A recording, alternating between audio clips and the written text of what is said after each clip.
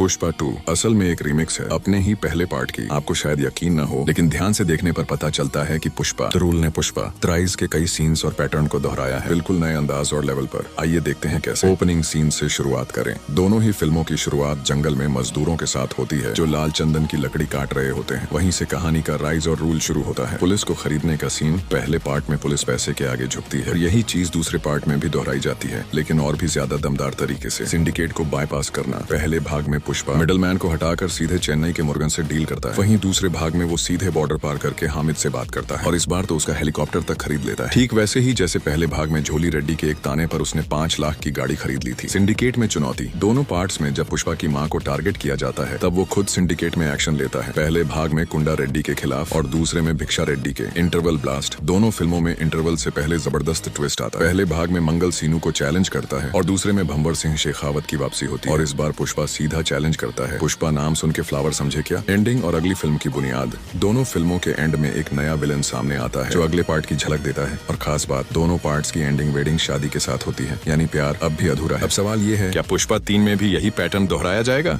या इस बार कहानी पूरी तरह से नया मोड़ लेगी जो पुष्पा के अब तक के सफर से बिल्कुल अलग होगी? क्या पुष्पा इस बार सिर्फ रूल ही नहीं करेगा बल्कि खुद सिस्टम को बदल डालेगा? अपनी राय कमेंट में दे और चैनल को सब्सक्राइब करना ना भूलें।